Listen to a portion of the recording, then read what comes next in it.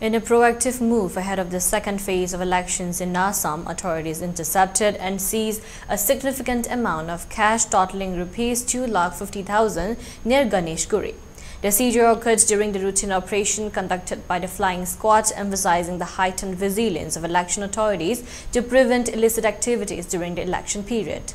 The case was discovered in the possessions of an individual identified as Ritesh Agarwal. This incident highlights the efforts of law enforcement agencies to curb unauthorized transportations of cash and maintain the integrity of the electoral process.